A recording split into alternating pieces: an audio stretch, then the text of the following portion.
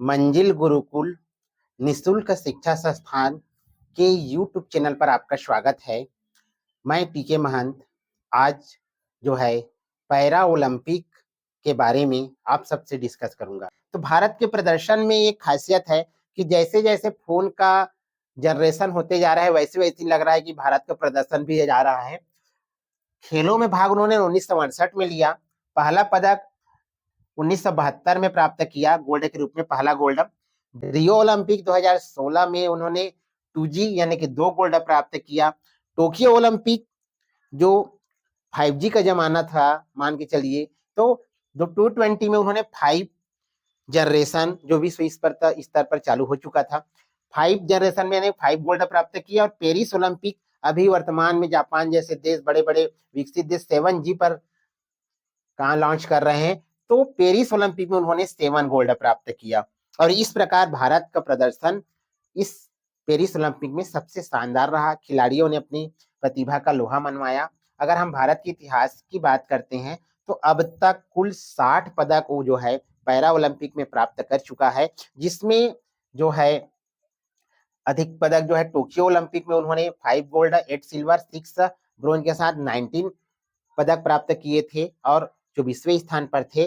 Paris Olympic में उन्होंने 7 gold, 9 silver, 13 bronze के साथ 29 पदक प्राप्त किए हैं और वे 18वें स्थान पर रहे, जो अब तक का उनका सर्वश्रेष्ठ प्रदर्शन है। अगर खिलाड़ियों की बात करें तो पहला गोल्ड दिलाया अवनी लेखना ने, जिन्होंने 10 मीटर के एयर पिस्टल पर शूटिंग में जो है गोल्ड पर निशाना साधा। इसके साथ साथ अवनी लेखरा का प्रदर्शन बहुत ही शानदार रहा। अवनी लेखरा ने जो है मिश्रित के शूटिंग में भी 50 मीटर पिस्टल में, एयर राइफल में उन्होंने ब्रॉन्ज मेडल जीता और इस प्रकार 2 मेडल जीतने वाली वो महिला बनी। साथ ही साथ दूसरा गोल्ड पाया नीतीश कुमार ने, जो बैडमिंटन के क्षेत्र में है, SL3 इवेंट में। तीसरा सुमित अंतिल, जिन्होंने जेवलिन थ्रो में F64 में गोल्ड मेडल जीता। और हमारे पास जो कमी थी, क्योंकि इस बार ओलंपिक में नीरज चोपड़ा ने गोल्ड मेडल नहीं जीता था, उस कमी को इन्होंने पूरा किया और पूरे 140 करोड़ से अधिक देशवासियों को जो है उत्सव मनाने का, त्योहार मनाने का मौका दिया। उसके पश्चात आते हरविंदर सिंह तीरंदाजी में। हरविंदर सिंह ने तीरंदाजी में गोल्ड मेडल जीता और तीरंदाजी में गोल्ड मेडल जीतने वाले में पहले भारतीय तीरंदाज भी बने। इसके बाद में आते हैं धर्मवीर सिंह, जिन्होंने पुरुष क्लब थ्रो F51 में गोल्ड मेडल जीता। प्रवीण कुमार हाई जंप में उन्होंने F64 में गोल्ड मेडल जीता। और नवदीप सिंह, जिन्होंने जेवलिन थ्रो F41 में भी उन्होंने गोल्ड मेडल जीता।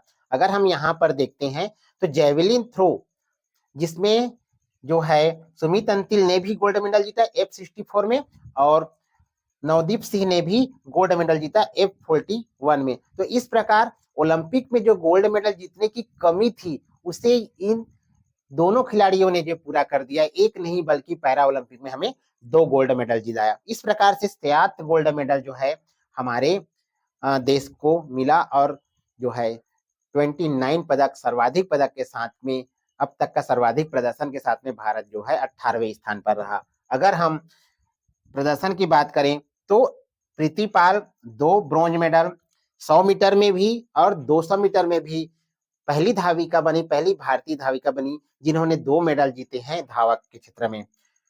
हरविंदर सिंह तीरंदाजी में पहले गोल्ड मेडल जीतने वाले तीरंदाज बने और जूडो में पहला मेडल दिलाया कपिल परमार ने, जिन्होंने ब्रॉन्ज मेडल जीता।